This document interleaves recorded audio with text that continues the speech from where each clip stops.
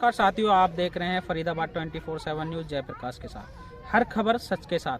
हम लोग मौजूद हैं फतेहपुर बिल्लोच में, जहां पर आज प्रदेश के मुख्यमंत्री मनोहर लाल खट्टर पहुंचे, जिन्होंने विकसित भारत यात्रा संकल्प को हरी झंडी दिखाई। और यहां पर तमाम महकमे के अधिकारी मौजूद थे, जिन्होंने लोगों की जन समस्याएं सुनी, लोगों के कष्ट निवारण, एक तरीके से कह सकते हैं कष्ट निवारण जो है कैंप लगाया गया। तमाम लोग मौजूद थे जिन्होंने अपनी समस्याएं रखी, उनका समय पर समाधान भी किया गया।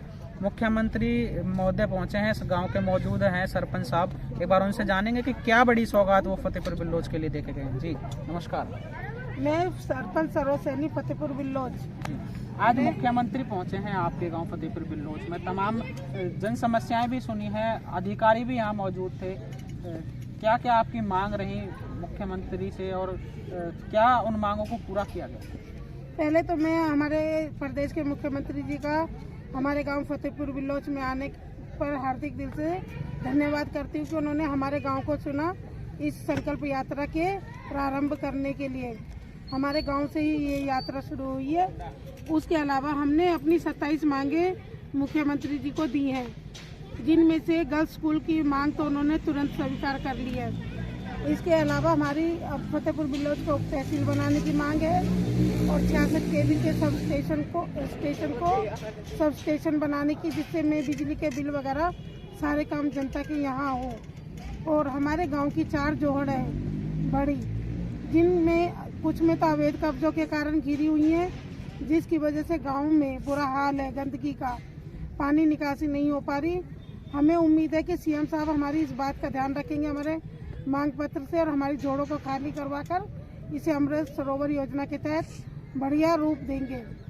और हमने अपने गांव की फिरनी के लिए और गांव बल्लभगढ़ से फतेहपुर तक आने के लिए, रास्तों के सुधार के लिए, 4 लेन का निर्माण कार्य करवाने के लिए, हमारे गांव में जो ITI है उसको विकसित करने के लिए, उसमें जितने भी कोर्स काम है उनको पूरा करने के लिए, और जो गांव का स्टेडियम है इसमें हर सुविधा को देने के लिए मांग रखी है।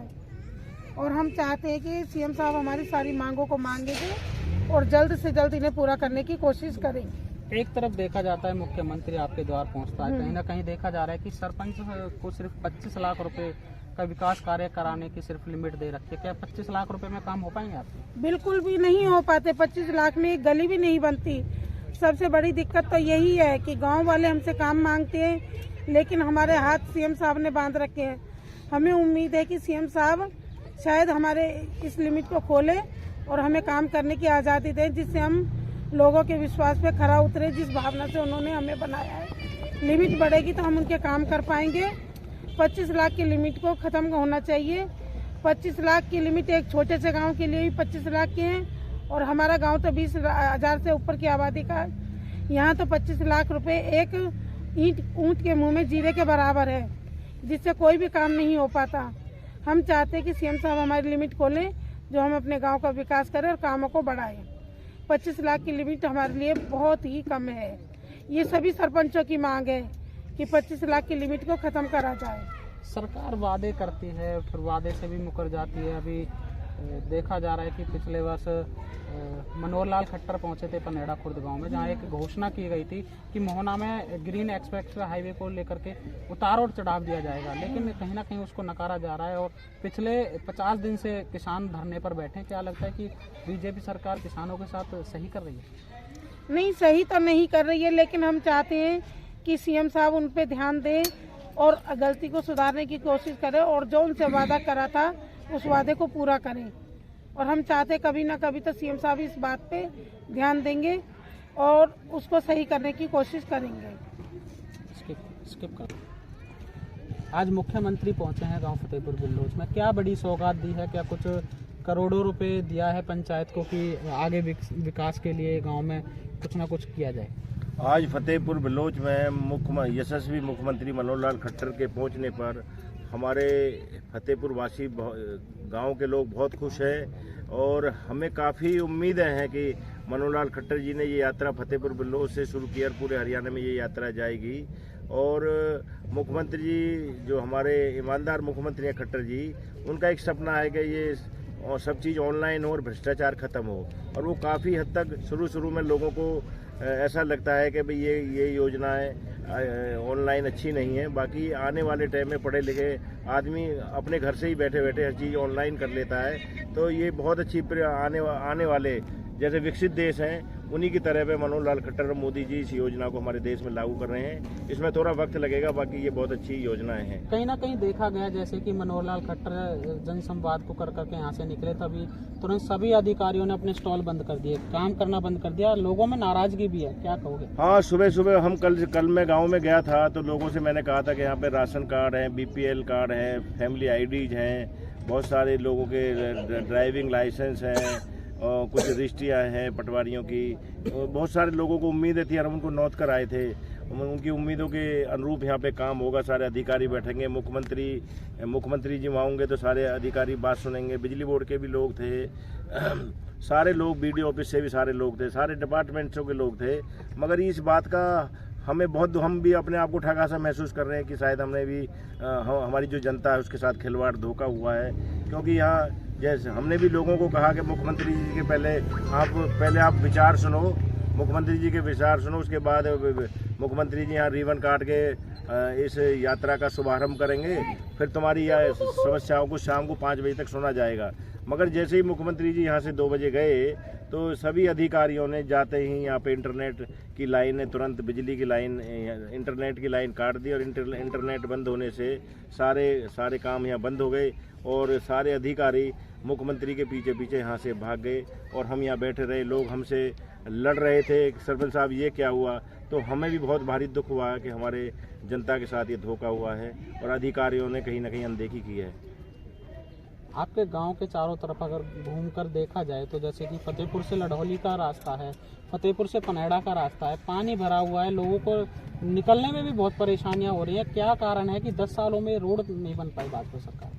नहीं, ये रोडें बहुत 10 सालों से रोड खराब हुई पड़ी है और आश्वासन पे आश्वासन मिलते रहे कि भाई रोड जल्दी बन रही है, जल्दी बन रही है। अब तो ये रोडों के टेंडर भी विधायक नैनपाल जी ने छोड़ दिए हैं, मगर फिर भी अधिकारी पता ना, विधायक जी तो उद्घाटन कर चुके हैं लेकिन ठेकेदारी कार्य कर रहे हैं। जो ठेकेदारों पर क्या लगाम नहीं है सरकार की? क्या ऐसी वजह है जो रोड बन करके तैयार नहीं हो? मेरे को कहीं ना कहीं लग रहा है कि शायद सरकार की कहीं इन ठेकेदारों पर लगाम कम है और ये मटेरियल भी बहुत अच्छा नहीं लगा रहे हैं इनको। कई बार मैंने जो यहाँ के एक्शन है प्रदीप संधू जी, उनसे भी मैंने कंप्लेंट्स करी है कि भाई, और जब आज बहुत टाइम के बाद तो ये रोड और नाले बन रहे हैं, रोज रोज तो बनेंगे नहीं, फिर अगर इनमें घटिया सामग्री लग गई तो फिर ये रोड जल्दी टूट जाएंगी। तो हम तो जा के ऑफिसों में जाते हैं। अब जैसे लढौली वाला रोड है, इस पर लोग, औरतें, बच्चे, स्कूल के बच्चे साइकिलों पे उस घुटना पानी उसमें गिर जाते हैं। किसी की बारात आ रही है, कोई बड़े बूढ़े हैं, उनको बहुत असुविधा का सामना करना पड़ रहा है। और उधर से जो पनहेड़ा वाला रोड है वो बहुत जंजर हुआ पड़ा है। वहाँ पे सामने एक जोड़ है, वो ओवरफ्लो हो रही है। ओवरफ्लो की और एक गुइली गांव की हमारी जोड़ है, उस पर काफ़ी कब्जा हुआ है और कब्जे की हमने शिकायत भी दी और उसमें पुलिस तोड़-फोड़ करने भी आई। उसमें ड्यूटी मजिस्ट्रेट भी लगा और वो उन ड्यूटी मजिस्ट्रेट ने भी थोड़ा कहीं से तोड़ा और वो एक आश्वासन देकर चले गए कि 20 दिन के बाद हम दोबारा आएंगे और तोड़ेंगे, और वो अभी तक नहीं आए। आपने अवैध कब्जे की बात की, एक गाँव का आपका बड़ा मसला है जहाँ पर संविधान रचयिता भीमराव अम्बेडकर की मूर्ति रखी हुई है। वहाँ पर अवैध कब्जे हैं, बड़ी इमारतें भी खड़ी हैं और वहाँ कूड़ा भी डाला जा रहा है। क्या आपकी सरकार से मांग है कि उसमें भवन को बनाया जाए? संविधान निर्माता की इतनी बुरी दुर्दशा वहाँ पर हो रही है, लोगों ने कब्जे किए हुए हैं, कब्जेधारी कब हटेंगे फतेहपुर बिलोज से? देखो, ये तो एक्चुअल में क्या है, बहुत पुराने टाइम से जब हमारी मम्मी चंद्रो देवी सरपंच बनी, उससे पहले वहाँ पे सारी ज़मीन का अवैध कब्जा हुआ पड़ा था, लोगों के मकान बने थे। और उसके बीच में कुछ लोगों ने चंद्रो देवी से मांग करी कि यहाँ पे अम्बेडकर पार्क या अम्बेडकर भवन बनाया जाए। तो हमने वहाँ के अपने वो तो अम्बेडकर का जो पार्क है वो सिर्फ एक जाति का नहीं है, वो सभी 36 बिरादरी का है, क्योंकि डॉक्टर अम्बेडकर जो थे वो सभी के थे, उन्होंने देश का संविधान लिखा था। तो वहाँ पे हमने अम्बेडकर भवन, अम्बेडकर पार्क या सामुदायिक भवन बन जाए तो हम उसके लिए आज भी राजी हैं। मगर वहाँ पे कुछ कोर्ट में कुछ केसेस वगैरह है, जैसे ही ख़त्म होंगे तो हम वहाँ पर एक सामुदायिक अम्बेडकर भवन हम वहाँ पर जरूर बनाएंगे। हम इसके लिए कृत संकल्प है। आपका 20,000 आबादी का क्षेत्र है फतेहपुर बिल्लोच, क्या बच्चों के पढ़ने के लिए यहाँ लाइब्रेरी है? बच्चों के लिए लाइब्रेरी यहाँ अच्छी कोई लाइब्रेरी नहीं है, और आप स्कूल की हमने लाइब्रेरी के अपने मांग पत्र में मांग रखी है। और ये जो यहाँ गर्ल्स स्कूल है ये भी काफ़ी टाइम से टूटा पड़ा है। और एक प्राइमरी स्कूल था हमारा जिसमें पहले गर्ल्स पढ़ती थी, वो स्कूल भी तोड़ दिया गया, जंजर हो गया। PWD ने उसका भी दोनों स्कूलों के निर्माण कार्य तोड़ दिए गए हैं। मगर उसमें भी हमने मिनी सेक्रेटरीट की बात, लघु सचिवालय की बात कर रखी है। वहाँ भी कोई अभी तक हमने मांग पत्र में पहले भी भेजा था जनसंवाद में, और अब दोबारा से हमने फिर मांग रखी है। लग रहा है कि सरकार अपनी आपकी 27 मांगों को पूरा कर पाएगी? देखो, हमें उम्मीद है, उम्मीद के ऊपर हम सभी लोग बैठे हैं, उम्मीद पे सभी कायम हैं। हमने तो आज भी जो इतना बड़ा CM साहब का प्रोग्राम किया है, लोगों को घर घर जाके बुलाया है, एक उम्मीद पे ही हमने यहाँ लोगों को बुलाया है। और हमें भी आस है कि एक ना एक दिन तो हमारी मेहनत रंग लाएगी।